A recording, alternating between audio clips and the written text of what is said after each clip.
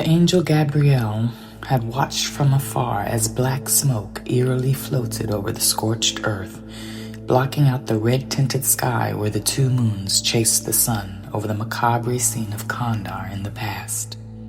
The unnatural silence was only punctuated by the gurgling rasps of dying creatures and the buzzing of Cartesian flies. These lone sounds seemingly mourned the dead as the stench of decaying bodies lay with their eyes open, condemning the war that took place centuries earlier.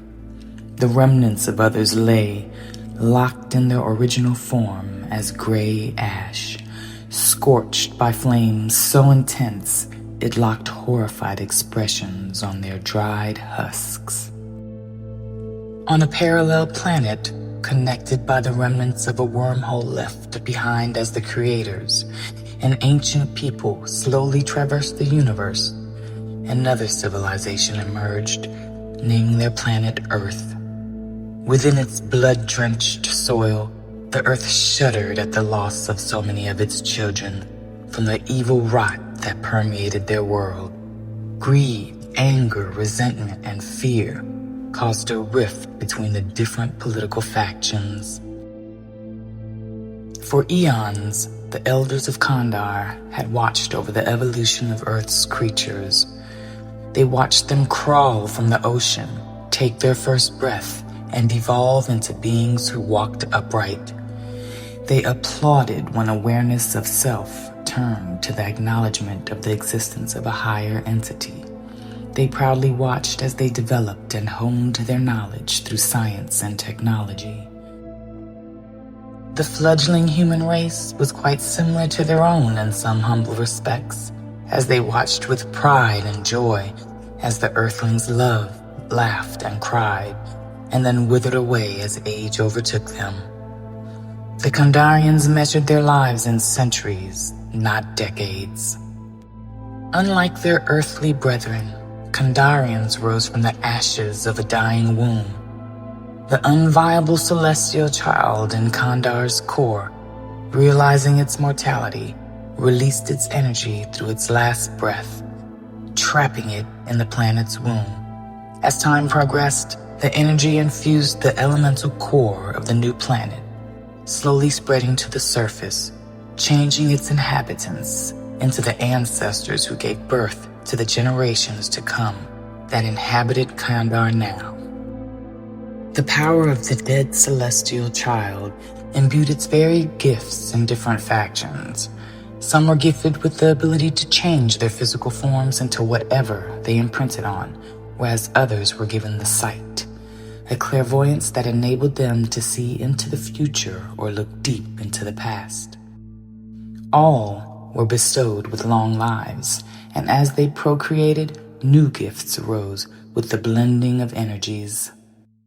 The same ancients whose previous impregnation created Khandar so many moons ago now resided in the Earth's core, which was once again heavy with child as their bodies became dense through the natural gravitational pull of its planet's rotation around the sun. Just as it once was on Khandar, its gestation was a turning point in the young planet's life. It could destroy Earth upon its birth or become one with the creatures that evolved on its mantle. For now, the Earthlings' lives were short, and they compressed all their love into their short solitary existence. However, their hope for this fledgling race began to cool as time progressed.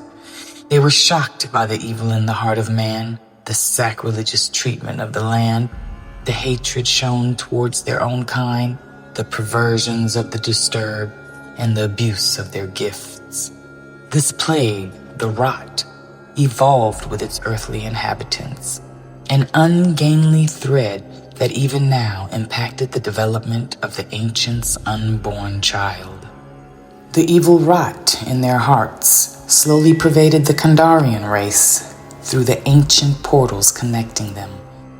They thought they could hold themselves apart, mere spectators of this developing race, but they became divided within.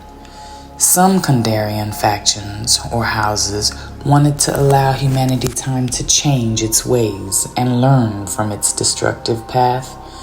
Others wished to obliterate the blight of this pestilence on the fledgling earth, feeling the species undeserving of the life-giving beauty that surrounded them. They saw Mother Earth crying for help as acid rain poured down on the once lush forests that gave birth to life. The tincture of pollution was spread by winds and swept away by rain. Plants began to wither, and the soil and water began to acidify, making once lush environments unsuitable for the habitation of any biota. Diseases rampantly decimated human and animal populations, while the atmosphere, which kept the delicate balance intact, started a disastrous decline, trapping the sun's heat and causing Earth's rising temperature changes. Early on, the Khandarians began to bicker among themselves. Some traveled to Earth as envoys, keeping their alien presence hidden as they attempted to change the transgressions of humankind. Some of the envoys were overcome with human emotions of greed, and they began to mutate into what they previously feared the human race was to become. As they procreated with human counterparts, new beings arose, some good and others bad, until the elders on Khandar saw the need to close the portals. In time, the rot's infestation on Khandar led to bitter battles, mirroring events on Earth. Relationships between the factions or houses became increasingly strained as this darkness permeated their hearts. Somewhere along the passing millennia, the bitterness settled into the hearts of Khandarians until the Great War broke out, decimating countless innocent lives until the rot was enclosed behind a great barrier wall. Having seen the destruction of their beloved home, the elders began closing the portals as they started to rebuild their world, hearts, souls, and lands. Their shoulders sagged with the burden of their long existence and the knowledge that they could have stopped the massacre of their children, spouses, brothers, and old friends if they had acted sooner. They turned their backs on Earth and the envoys they left there, thinking only of their own decimated planet.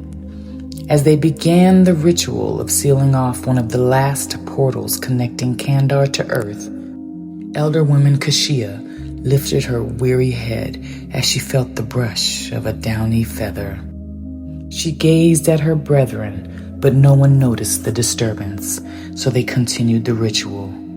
She turned to the side, and in the shadows, she saw the figure of the angel Gabrielle.